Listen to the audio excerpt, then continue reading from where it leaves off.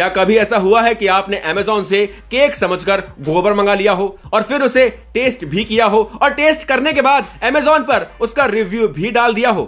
I got loose motions when I ate this, so please, this is cow dung, not a cake. Do not eat this. मेरे को इसको खाने के बाद दस्त लग गए तो इसको ना खाएं, ये गाय का गोबर है, केक नहीं है।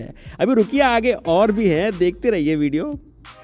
दोस्तों, कुछ लोग होते हैं इंटेलिजेंट यानी कि होशियार, कुछ लोग होते हैं बेवकूफ यानी कि डम्ब, और कुछ लोग ऐसे होते हैं जो वैसे तो निहायती बेवकूफ, गवार और अनपढ़ होते हैं, पर टीवी पर बैठ के दूसरों के फैक्ट चेक करते हैं। करवा ली बेइज्जती, अब हंस मत, बैठ जा।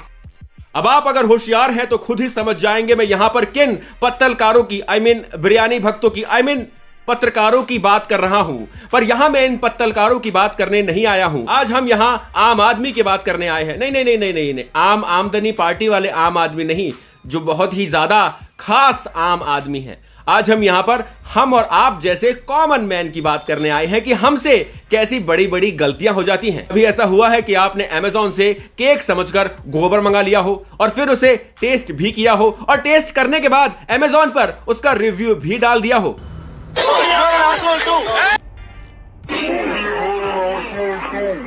दोस्तों, आज की न्यूज बहुत फनी है और आप हंसते हंसते अपना पेट पकड़ लेंगे। सच में ये बहुत ही फनी है और मुझे तो ये बहुत फनी लगी, और जो मुझे फनी लगा मुझे लगता है कि आपको भी शायद वो फनी लगेगा। तो अमेज़न पे एक साइट है जो काउ डंक यानी कि गोबर बेचती है। बड़ा बड़ा लिखा है, यहां पर आप देख सकते हैं, मैंने स्क्रीनशॉट लगाया है। मैंने खुद चेक किया है अमेज़न पे जाकर कि ये खबर असली है या नकली, यानी कि फेक है या रियल है। मैंने खुद चेक किया और मुझे दिखा ये चीज, तो मैं आपको इसके बारे में बता रहा हूं। एक कंपनी है जो काउ डंक बेचती है, यानी कि गाय के गोबर के उपले बेचती है। वो चीज ओके, कोई बात नहीं। अगर गाय के गोबर के उपले कोई मंगाना चाहे तो वह अमेज़न से मंगा सकता है, इट्स अ गुड थिंग। पर यहां पर खास बात यह है कि इस कंपनी ने ये जो पिक्चर लगाई हुई है उपलों की, ये दूर से देखने में शायद कुछ लोगों को ऐसा लगता है कि ये चॉकलेट केक है।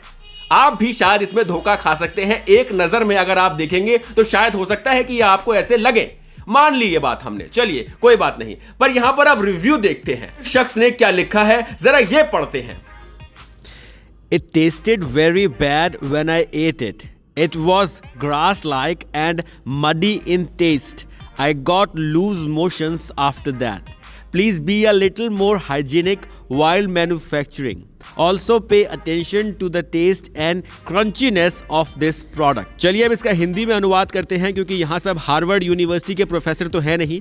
तो it tasted very bad when I ate it. जब मैंने इसे खाया तो मुझे ये स्वाद में बहुत ही खराब लगा। It was grass-like and muddy in taste. ये घास और मिट्टी की तरह था स्वाद में। इसे खाने के बाद मुझे दस्त लग गए। I got loose motions after that. अगली बार से ये ध्यान रखें कि ये ठीक तरीके से बना हुआ हो और इसमें क्रंचीनेस भी हो। Also pay attention to the taste and crunchiness of this product. यानी कि इसमें क्रंचीनेस भी हो और ये साफ सुथरे तरीके से बना हुआ हो।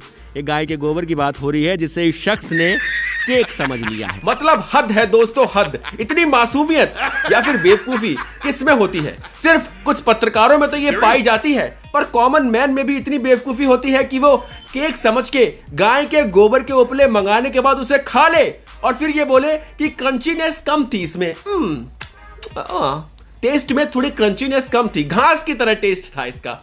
ऐसा कौन करता है यार? दिस इज ऑनेस्टली सर पकड़ लेगा कोई इंसान, पर ऐसा कौन करता है? अगर वो केक जैसा दिखता नहीं है तो वो केक नहीं है, और अगर वो केक जैसा टेस्ट नहीं करता तो वो केक नहीं है। गाय का गोबर केक समझ के कोई कैसे खा सकता है?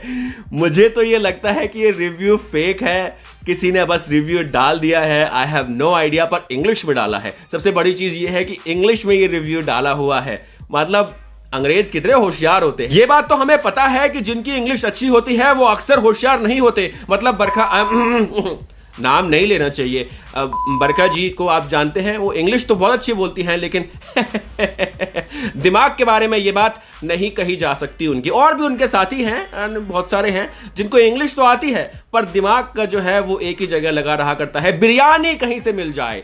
पर इस रिव्यू के बारे में आप क्या कहना चाहेंगे वो मुझे कमेंट सेक्शन में लिख कर जरूर बताइएगा। और अगर आप काउ डंक मंगाते हैं तो याद रखिएगा उसे टेस्ट कर लीजिएगा, और टेस्ट करने के बाद कम से कम रिव्यू तो मत डालिएगा।